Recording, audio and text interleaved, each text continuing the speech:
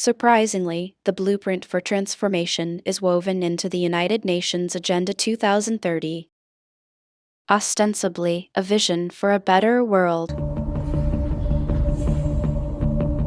Excellencies, ladies and gentlemen, I say again that taken together, the 2030 Agenda for Sustainable Development and the Paris Climate Agreement provide humanity with a master plan for a sustainable way of life on this planet. New York City, late September 2024, the setting for the United Nations Summit of the Future, a gathering of member nations to reinforce and accelerate Agenda 2030 and its 17 Sustainable Development Goals, or SDG. The plan has a broad spectrum and is full of worthy ambition. But behind those deliberately bright and colorful boxes lies a darker theme. A shifting of influence and potentially power towards unelected world bodies. The strategy goes back well into the last century, and pressure is growing, because the goals are far behind targets set at the grand relaunching in 2015. 17 inspiring Sustainable Development Goals, the SDGs. Our aim is clear, our mission is possible, and our destination is in our sights. To end poverty and hunger, address inequality, protect our planet, and build a life of dignity for all.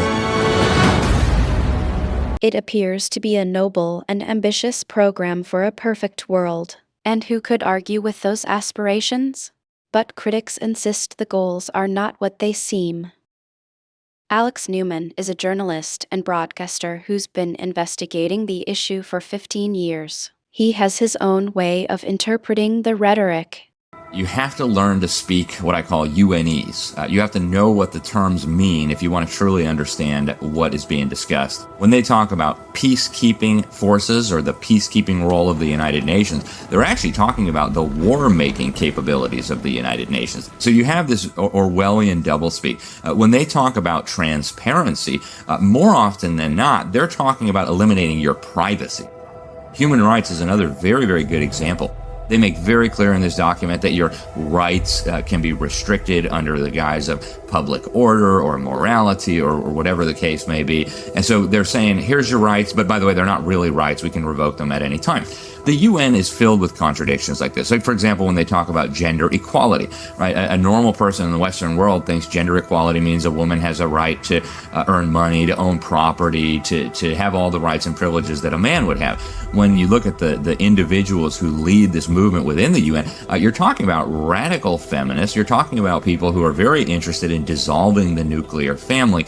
As you dig into these goals, it's very clear we're dealing with something far more nefarious. Once you look past the marketing slogans, the kind of warm and fuzzy, we're going to end hunger, which again is just window dressing, you realize that this is actually a blank check for totalitarian global control.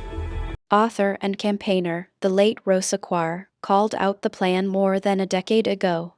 It is the biggest public relations scam in the history of the world. But it's far more than that.